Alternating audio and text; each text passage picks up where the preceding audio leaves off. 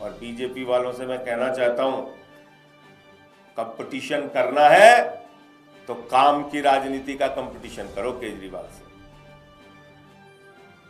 ये हमले से हम लोग डरने वाले नहीं है।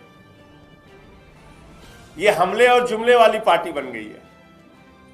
भारतीय जनता पार्टी हमले और जुमले की पार्टी है, हिंसा और नफरत की पार्टी है, घृणा और दंगे की पार्टी है। तो भारतीय जनता पार्टी हमले और जुमले पे काम करेगी।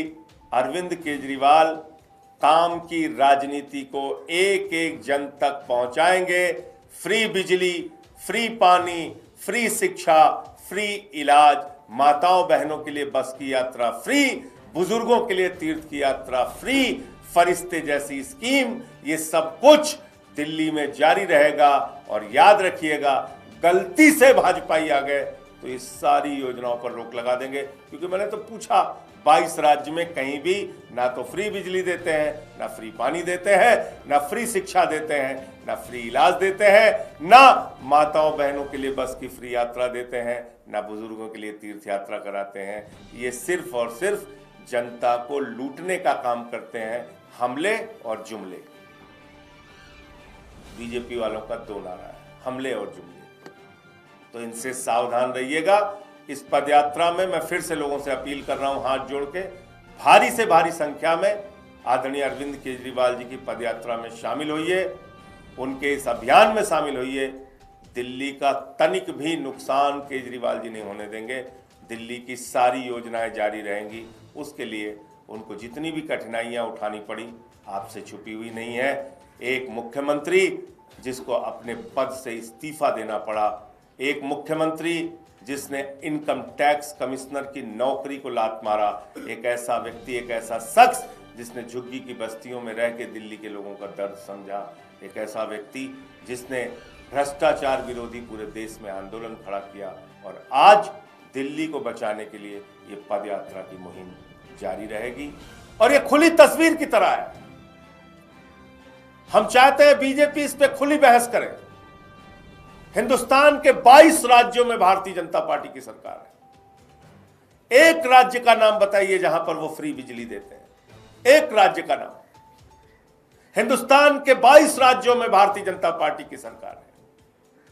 एक राज्य का नाम बताइए जहां माताओं बहनों के लिए बस की यात्रा फ्री है। हिंदुस्तान के 22 राज्यों में भारतीय जनता पार्टी की सरकार है। एक राज्य का नाम बताइए जहां पे दिल्ली जैसे सरकारी स्कूल हैं बच्चों की पढ़ाई के लिए, जिसमें एयर कंडीशन कमरे बने हुए हैं, एथलीट के ग्राउंड बने हुए हैं, हॉकी के ग्राउंड बने हुए हैं, स्विमिंग पूल का निर्माण हुआ है। वो मकड़ी के जाले वाले स्कूलों को बदलकर केजरीवाल जी ने आज वर्ल्ड क्लास एजुकेशन का सिस्टम दिल्ली के अंदर बनाया है। आप बताइए, एक राज्य बताइए भारतीय जनता पार्टी का जहां पर ऐसे स्कूल हो जो दिल्ली में है। 22 राज्यों में बीजेपी की सरकार है। एक राज्य का नाम बताइए जहां पे मोहल्ला क्लिनिक का मॉडल हो, जहां 200 तरह की जांच फ्री होती है, अल्ट्रासाउंड फ्री होता है, दवाएं मुफ्त में मिलती हैं। एक राज्य का नाम बताइए जहां पे फरिश्ते जैसी स्कीम लागू है कि रास्ते में किसी का एक्सीडेंट हो जाए तो छोड़ के भागना नहीं, उसके लिए फरिश्ते बन जाना। अस्पताल में पहुंचाओगे तो 2000 रुपए आम आदमी पार्टी की सरकार देगी, और इलाज कराओगे तो 50 लाख का भी इलाज होगा तो आम आदमी पार्टी की सरकार देगी।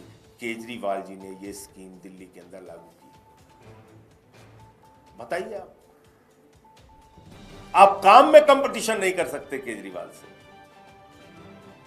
काम की राजनीति, जनहित की राजनीति, लोक कल्याण की राजनीति, जनता के भलाई की राजनीति आप नहीं कर सकते।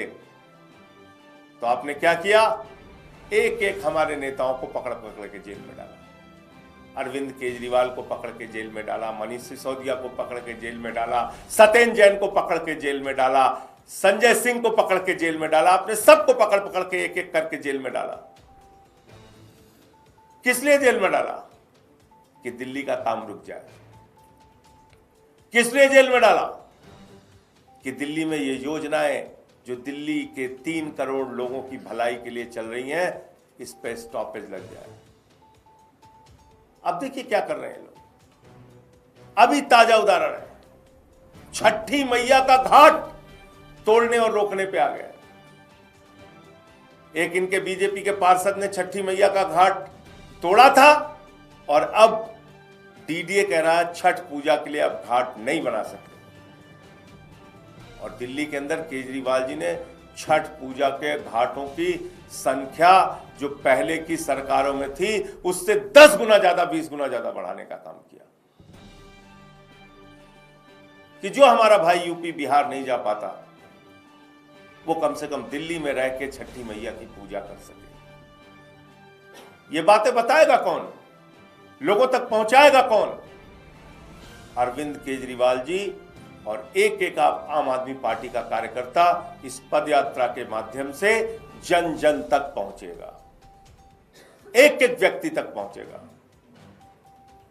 कुछ वक्त बीच में छोड़ के प्रचार के लिए बाहर जाना पड़ सकता है,